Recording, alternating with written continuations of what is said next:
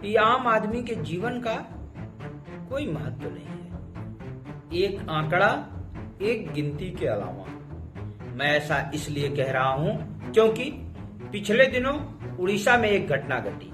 वह घटना सिर्फ मानवता को नहीं, समाज में स्थापित सबसे पवित्र गुरु और शिष्य के रिश्ते पर भी एक धब्बा, एक कलंक था। जब गुरु ही शिष्य के ऊपर गलत नजर रखे, जब कॉलेज और यूनिवर्सिटी में बच्चियां सुरक्षित न हो, तो कैसे पढ़ेंगी बेटियां और कैसे बढ़ेंगी बेटियां। उड़ीसा के बालासोर की रहने वाली 21 साल की वह लड़की सौम्याश्री, जो 12 जुलाई को फकीर मोहन ऑटोनॉमस कॉलेज के परिसर में स्वयं को जलाकर आत्मदाह कर लिया। उसकी पीड़ा की पराकाष्ठा कितनी रही होगी कि उसने खुद से तेल डालकर और खुद को ही जला दिया। सौम्याश्री बीएड की छात्रा थी।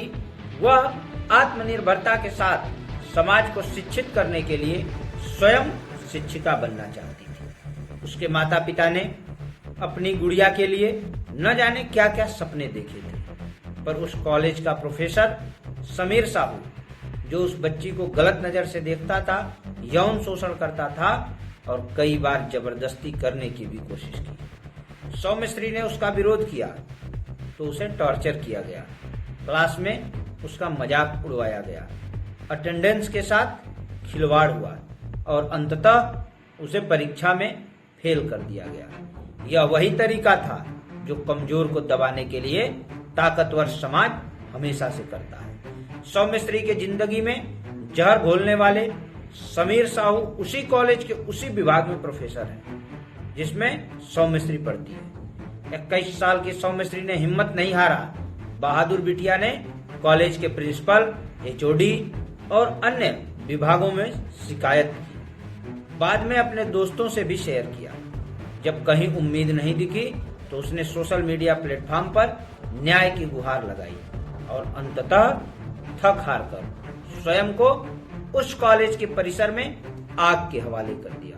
वह आग जिससे उसके जिस्म के साथ व्यवस्था, प्रशासन और बेटी पढ़ाओ जैसे नारे को भी जलाकर खाक कर दिया।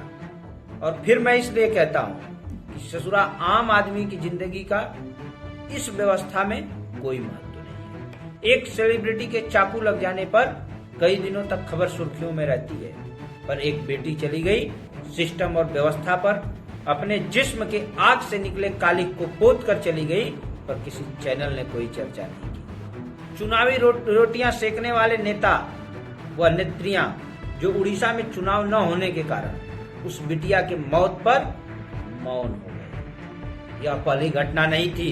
इससे पहले बंगाल के डॉक्टर और पिछले दिनों छात्रा के साथ कॉलेज में रेप की घटना हुई। यह केवल बंगाल, उड़ीसा नहीं, 2022 के एनसीआरबी के आंकड़े कहते हैं कि एक वर्ष में 31,516 रेप के केस पूरे भारत में दर्ज हुए, यानी एक दिन में 86 और हर 3 घंटे में 12 से ज्यादा।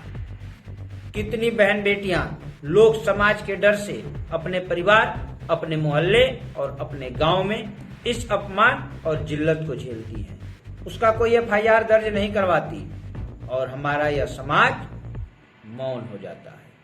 एक बंदर के मर जाने पर सारे बंदर इकट्ठा हो जाते हैं, लेकिन यहाँ हमारे समाज की, हमारी बहन बेटियां सिस्टम की दुर्दशा का शिकार हो रही हैं और हम मौन हैं। याद रखें, कल सौम्यश्री की जगह हमारी और आपकी बहन बेटी भी हो सकती है।